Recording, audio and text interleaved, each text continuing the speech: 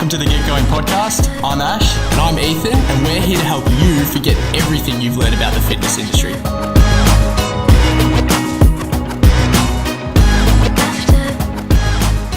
Alright, carbs. What do you got? Carbs. So, we were talking about it before, but eating more versus eating less. So a lot of people are on calorie restricted diets and they're looking for massive weight loss, but they end up kind of dropping 4 or 5 kilos and then they'll just hit a plateau for a long period of time.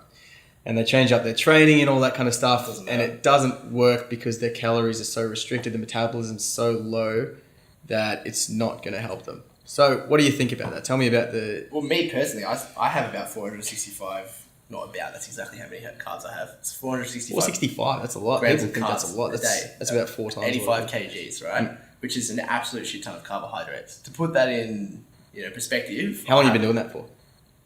Probably about, this exact number, I'm always between 350 and 450. A year. A year? Yeah. And your body fat percentage is pretty low, right? Yeah, sub 10, hopefully. Sub 10. And, when I have a good week. Which is pretty crazy, right? Because there's so much out there right now that, people are like, carbs are the enemy, carbs are going to make me fat, I've got to restrict my carbohydrates. But you've been doing this for a year and you've maintained a body fat percentage of below 10, which is crazy. I've got clients on 200, female clients, 250 plus carbs a day.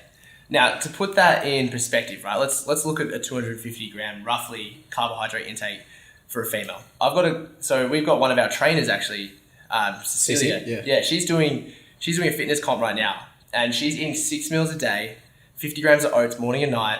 She's having about 150 to 200 grams of rice in each meal with potato and some meals too. Wow. Now, if you gave she's leaning up right now, and she's probably weighs I think around 55 kilos, and she's be sub 11, sub 10. She does train hard though. She does train. She does train, but the thing is, that's still a ridiculous amount of carbohydrates. Now she has got a body shape where she can tolerate carbs, but it does. But clearly carbs don't make you fat if you know how to utilize them, right? Correct. That's the problem. The reason carbs have... And the type of carbs you're having and stuff like that. Exactly. But the problem is the carbs aren't the enemy. It's the lack of understanding that's the enemy, right? So we have carbs and we think, okay, carbs are what make us fat. But even when you have a burger, you take a burger, for example. When you have a burger, it's got 60, 70 grams of carbohydrates, right? But it's still got 40 to 60 grams of fat. And that's what I always tell people. So when you go to Macca's, right, you got your sugar drink, you've got your burger and your chips. So you've got all these carbohydrates, you've got a shit ton of fat, and then you've got a shit ton of sugar. Your body's going to utilize all that sugar first. What do you think is going to happen with all that fat? Yeah, exactly. It's going to go straight on your belly, on your bum, wherever you hold it. It's the thing about carbohydrates is you want to use carbohydrates as I always say carbohydrates is your most useful macronutrient in the sense that you can tailor it. They're versatile, huh? Exactly. Yeah. So like getting your protein up to a steady level is always number one. Get your protein to a steady level. Talking about macros, like... Yeah, exactly. So I always say, focus on protein, get that right. Not too much. All that high protein diet's bullshit. You don't need to... You'll end up with a pretty sick stomach if you get Exactly. There's no such thing as high protein. There's just right protein. Yeah. Because your body can't utilize too much protein anyway. If you have too little, it's not good for your training and your recovery. If you have too much, your body doesn't process it right. Yeah. So there's no such thing as high protein. There's right protein. Okay? And then your carbohydrates are your power button. You can use them to amplify what your goals are and based off your body shape. So it's important for guys trying to put on muscle. Yeah, exactly. So for you, you're a little bit less carb tolerant than me, right? So I probably have 460. You could probably have closer to 300 grams. Yeah, for sure. Yeah.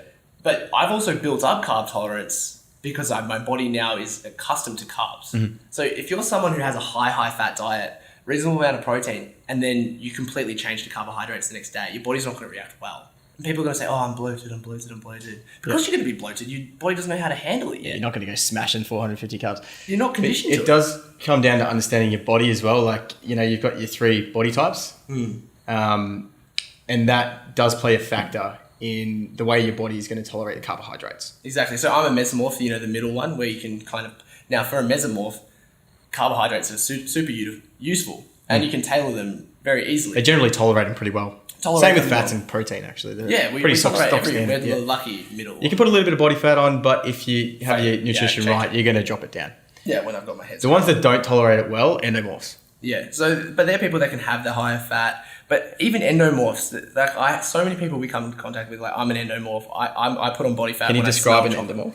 They're the type of people that they smell chocolate and they put on body fat. Yeah, so they always kind of feel like... Yeah, but people, we look to say we're an endomorph. when we're overweight. Yeah, I guess it's easier. Because it's easier. It's easier to own it and say, it's harder to own it and say, I've put on weight. It's not to say it's not true. You could be one, but it is. Still can have carbohydrates. Yeah, exactly. You just want to watch out for certain insulin. Like, you don't want to spike your insulin all the time. So someone who's endomorph might not be good to have 4 meals of white potato. No. Like me, I could have 4 meals of white potato easily. But then you probably wouldn't tolerate the high amounts of fats that an endomorph could. No, I can't. And that's the reason that they have higher fats is because they probably don't tolerate carbohydrates. So they've got the fat there is to provide satiation. They need satiation, yeah. I can never say it. They need, and also the energy. Yeah. If they're not having that many carbohydrates, they're not going to get it from protein. So they also need a high amount of fats so they can utilize the energy for exercise. Let's put it another way, right? For an example for everyone can understand, you've got someone who's having their day right now, they're, let's say, 65, 70 kgs, and they're wanting to lose weight, and they're eating Wheat Bix for breakfast, they're having rice, potatoes, lunch. They're having, a chicken salad for lunch and chicken salad for dinner, right? And they're not losing weight. Like, why does that happen? We freak out. We're like, why am I not losing weight? It could be because you're completely undernourished. Yeah, it could be because you're not eating anywhere close to the food that your body needs to thrive. And our calories in affect our calories out. So if we're having those foods throughout the day, and we're training all the time, our body might be like, okay, I need to shut down my metabolism. And you're going to feel fatigued off that. Yeah, you can't thrive, you can't put into your workouts. And that's another way, yeah. Utilize the carbohydrates. You're probably not burning that many calories during your workouts because you don't have the energy to do it. It blows my mind and it blows my clients' minds as well when they come on board and they're eating salads for lunch and dinner and a really clean breakfast, and I give them carbohydrates and they lose body fat. It's so hard to get your head through it. It's so hard to understand that carbohydrates can be useful to lose body fat. When we're talking about carbohydrates, though, we're not talking about sugar. I'm not talking about soft drink, no. Simple carbohydrates are not going to be conducive to fat loss. 100%. So, when we talk about carbs, we're talking about sweet potato, pumpkin, couscous, brown rice, basmati rice, all those things, all the stuff that is, going to be useful for you. But even to the point where we don't understand carbohydrates, people think that white carbs are going to be bad in the sense that, white bread probably, yes, going to be bad. But to the point where people are like, I can't have white potato. But they'll go have Macca's. Yeah. But they can't have white potato. Yeah. It doesn't make any sense. So understanding when you can have high GI versus low GI. I was going to say that. So around workouts. Yeah. Well, what would you do with a high GI carbohydrate around workout? Well, I'd probably have if I'm going to have 2 meals, right? Yeah, for during the day. And one of them's a sweet potato, one of them's a white potato. I'd have my white potato around my workout. Just because I know it's faster to go into the blood. So and you want it for your workout as well. Yeah, I want the energy. It's like a pre-workout. Well, athletes have Powerade, right? Powerade is just 30 grams of sugar, really. Yeah. So it's the same thing that you're utilizing that glucose for the workout. Yeah. It's fine. Yeah. For them, they're training enough for it. So it's about you understanding how much you're training, how many grams of carbs you can have. But the easiest way to do that is just to actually eat carbs, similar ones every day, and then see, hey, how's my body reacting? Don't focus on someone else. Focus on yourself. Set yourself a base plan of carbohydrates. Hey, I'm putting on body fat. Okay, well, maybe if my protein's right, yeah, it is. Okay, so let's drop down the carbohydrates a bit. Simple. And unfortunately, in order to really understand how these carbs are affecting your body, you can't cheat.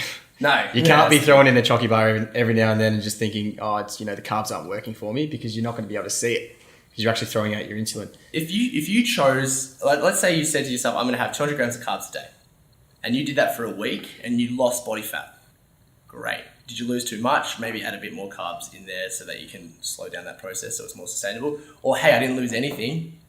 Am I exercising enough? Yes. Okay, well, maybe I need to drop my carbohydrates a little bit. But for some reason, we just set ourselves on the lowest calorie restrictions straight away, right? But it's actually good to start off at a high amount so your body is thriving and its metabolism's up. You don't want to start it too low, yeah. Well, the thing is, if you start your food plan really, really low and your carbs really, really low, you've got no play. Your body works well off change, right? So if you start super low, you've got nothing to change. But if you start really, really high, nourish your body, get your metabolism thriving, and then start tapering off your carbohydrates a little bit, your metabolism's going to stay in that heightened state, and you're going to start losing more body fat. So the worst thing you can do is just cut carbs completely, because then when you go cheat, your body's not going to react well to the carbs either. So it's going to take those carbs really, really badly. So by having a steady amount of carbohydrates throughout the day, regular, and then tapering them off as you feel like you need to, you're going to get a better result. I don't know about you, but I've had a fair few of my clients come to me and they struggle to get the protein in. So I'll be looking at their macros at the end of the day, and I would have set them like 120 or something like that to hit, and they come back to me with like 40s or 50s. Protein's hard to get in. It is hard to get in. It is hard to get in. What do you think is one of the best ways for them to kind of just at least get 80 to 90 grams of protein in a day? 80 to 90, God, you can get 80 to 90 so easy if you just... But, I mean, that comes down to probably other things too. They're probably not preparing their meals, for one. Okay, so there you go. So there's probably an issue. One. So, like, you're going to struggle to get in a good amount of protein if you're not prepared. That's just fact.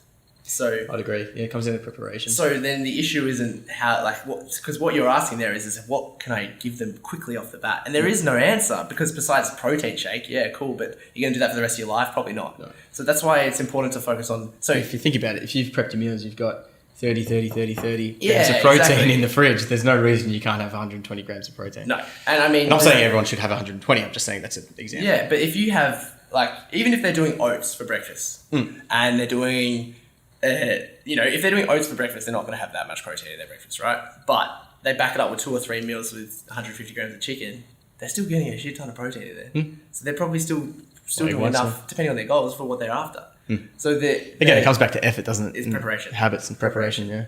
Like, obviously, if you're not prepared, you're gonna fail. Like, it's just because then you're looking for quick fixes, like you said, protein shakes, or you'd be like, I've only got 30 grams in, I'll go get a protein bar or something like that, and you're just never going to maintain it. And plus, it's not as good. And coming back to carbs for a second, the reason, obviously, carbs have a bad name is because of all the crap out there, right? Yeah. But what's the first thing... Sugars. What's the first thing when someone goes on and say, hey, all right, I've had a bad weekend, I went out and had some drinks, and I'm really unhappy with myself. What is the first thing they say to themselves on Monday, right? Yeah. I'm gonna focus on eating less. Yeah? Yeah. So they'll be like, I've eaten too much, now I need to eat less. But let's take a look at that for a second. So that's bad, yeah. In a normal bad week, they might wake up, they might have a coffee and a cigarette, whatever it is. They might go to work and have a big sandwich or a pasta, and then at dinner they might have Uber Eats. Now that's a pretty standard bad day. Yeah? Then they say, next week, I'm going to eat healthy. So then let's take a look at this. Then they have the healthy meal. They have a sachet of oats in the morning. They have a chicken salad for lunch, and then they might have a chicken salad and sweet potato for dinner if they're lucky. Now, you look at the calories of that, it's like 800. Before that, they were doing like 2,000 or 3,000. And then they've dropped from 3,000 to 800. Their body's going into complete fucking shock. So what you're saying is it's just fluctuating massively. It's huge. And it's just throwing their metabolism out. But they also don't stick to it because they can't stick to 800. So then their bodies are like, what the freaking hell's going on? I've got clients 60 kg, like lean as fuck, that are not even eating. They're eating way more than 800 calories, like eating triple 800 calories, and they're losing body fat. So you're going to take someone who's overweight and then stick them on 800 calories, and they do it to themselves because they don't understand. Well, sometimes they don't. Sometimes we've had people come to us that are on 800 calorie programs that have been given to them. Yeah, and it's pretty disgusting to see. But 8 weeks. And then like you were saying, you kind of tell them that you got to increase the food, and they panic because they're not losing weight off 800 calories, but they shouldn't have been on 800 calories to begin with. It's just a bad loop, like a cycle. I say to clients every time they get started, they go, "I'm not losing weight, and I'm eating 800 calories." And I go, "Okay, you got to eat more." And they go to me, "I'm not losing weight off 800 calories. I need to eat more." I'm like, "Yeah, motherfucker, you're not losing weight because you're on 800 calories. We tried your way. Your way's not working. Let's try our way." So what do you want to do? You want to drop it to 700? Exactly. That's the thing that blows my mind, is that they're not losing weight off the way they're trying. No. Which is, everyone's got to try. Because their body is just in starvation mode. It's just like, I'm not getting enough food here, so I'm just going to retain everything that you're giving me. Literally. And then that's why you're not dropping body fat. It comes down to evolution times. Yeah. We store body fat when we think we're not getting food. Yeah. It's just that simple. Yeah. So by giving it food, your body goes into a different state. Yeah. By giving it food continuously, regularly, without, going up and down, like you said, with the 3,800. When I want to lean up, I will stop. On a normal maintenance kind of program where I just focusing on work and I'm not focusing on too much about what I'm doing with my body, my general habit is about 4 to 5 meals a day, and I'll sit around 13%, right?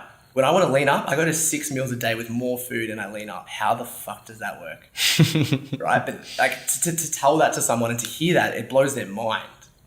Yeah, it's understanding those. It's about trusting it as well. Like, clients, like you said before, if you tell them they're going to eat more food, they don't trust it and they get a bit worried, and then that's when they kind of cheat on it as well. They bring it back down to 900 calories because they think that it's going to be too much. But it's just about sticking with it a little bit and just really trusting the process. Your body reacts well to having similar macronutrients every day.